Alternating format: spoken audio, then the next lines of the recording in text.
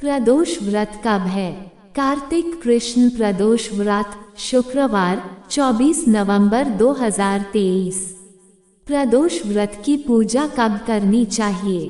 प्रदोष व्रत की पूजा अपने शहर के सूर्यास्त होने के समय के अनुसार प्रदोष काल में करनी चाहिए। प्रदोष व्रत की पूजा कब करनी चाहिए? प्रदोष व्रत की पूजा अपने शहर के सूर्यास्त होने के समय के अनुसार प्रदोष काल में करनी चाहिए।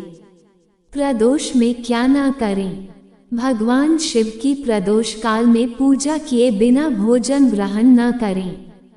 व्रत के समय में अन्न, नमक, मिर्च आदि का सेवन नहीं करें। प्रदोष व्रत में पूजा की थाली में क्या क्या रखें? पूजा की थाली में अबीर, गुलाल, चंदन, काले तिल, फूल, धतूरा, बिल्वपत्र, शमी पत्र, जनेऊ, कलावा, दीपक, कपूर, अगरबत्ती एवं फल के साथ पूजा करें। प्रदोष व्रत की विधि। प्रदोष व्रत करने के लिए मनुष्य को त्रयोदशी के दिन प्रातः सूर्य उदय से पूर्व उठना चाहिए। नित्य कर्मों से निवृत्त होकर भगवान श्री भोलेनाथ का स्मरण करें। इस व्रत में आहार नहीं लिया जाता है। पूरे दिन उपवास रखने के बाद सूर्यास्त से 1 घंटा पहले स्नान आदि कर श्वेत वस्त्र धारण किए जाते हैं। पूजन स्थल को गंगाजल या स्वच्छ जल से शुद्ध करने के बाद गाय के गोबर से लीपकर मंडप तैयार किया जाता है। अब इस मंडप में 5 रंगों का उपयोग करते हुए रंगोली बनाई जाती है। प्रदोष व्रत की आराधना करने के लिए कुशा के आसन का प्रयोग किया जाता है। इस प्रकार पूजन की तैयारियां करके उत्तर पूर्व दिशा की ओर मुख करके बैठे और भगवान शंकर का पूजन करना चाहिए। पूजन में भगवान शिव के मंत्र ओम नमः शिवाय का जाप करते हुए शिव को जल चढ़ाना चाहिए। प्रदोष व्रत की महिमा। प्रदोष व्रत को रखने से 2 गायों को दान देने के समान पुण्य फल प्राप्त होता है। प्रदोष व्रत को लेकर एक पौराणिक तथ्य सामने आता है कि एक दिन जब चारों ओर अधर्म की स्थिति होगी, अन्याय और अनाचार का एकाधिकार होगा, मनुष्य में स्वार्थ भाव अधिक होगी। व्यक्ति सत्कर्म करने के स्थान पर नीच कार्यों को अधिक करेगा। उस समय में जो व्यक्ति त्रयोदशी का व्रत रख शिव आराधना करेगा, उस पर शिव कृपा होगी। इस व्रत को रखने वाला व्यक्ति जन्म जन्मांतर के फेरों से निकलकर मोक्ष मार्ग पर आगे बढ़ता है। उसे उत्तम लोक की प्राप्ति होती है। प्रदोष व्रत का महत्व।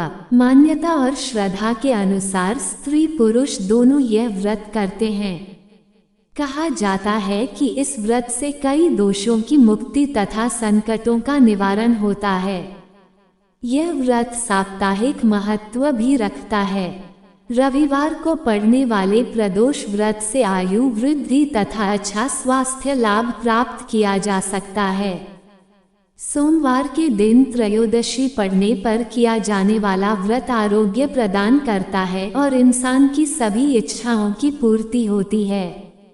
मंगलवार के दिन त्रयोदशी का प्रदोष व्रत हो तो उस दिन के व्रत को करने से रोगों से मुक्ति व स्वास्थ्य लाभ प्राप्त होता है। बुधवार के दिन प्रदोष व्रत हो तो उपासक की सभी कामनाओं की पूर्ति होती है। गुरुवार के दिन प्रदोष व्रत पड़े तो इस दिन के व्रत के फल से शत्रुओं का विनाश होता है। शुक्रवार के दिन होने वाला प्रदोष व्रत सौभाग्य और दाम्पत्य जीवन की सुख शांति के लिए किया जाता है। संतान प्राप्ति की कामना हो तो शनिवार के दिन पड़ने वाला प्रदोष व्रत करना चाहिए। अपने उद्देश्यों को ध्यान में रखते हुए जब प्रदोष व्रत किए जाते हैं तो व्रत से मिलने वाले फलों में वृद्धि होती है। प्रदोष व्रत का उद्यापन। इस व्रत को 11 या फिर 26 त्रयोदशियों तक रखने के बाद व्रत का उद्यापन करना चाहिए। व्रत का उद्यापन त्रयोदशी तिथि पर ही करना चाहिए। उद्यापन से 1 दिन पूर्व श्री गणेश का पूजन किया जाता है। पूर्व रात्रि में कीर्तन करते हुए जागरण किया जाता है। प्रातः जल्दी उठकर मंडप बनाकर मंडप को वस्त्रों और रंगोली से सजाकर तैयार किया जाता है। ओम उमा सहित शिवाय नमः मंत्र का एक माला यानी 108 बार जाप करते हुए हवन किया जाता है। हवन में आहुति के लिए खीर का प्रयोग किया जाता है। हवन समाप्त होने के बाद भगवान भोलेनाथ की आरती की जाती है और शांति पाठ किया जाता है। अंत में 2 ब्राह्मणों को भोजन कराया जाता है और अपने सामर्थ्य अनुसार दान दक्षिणा देकर आशीर्वाद प्राप्त किया जाता है।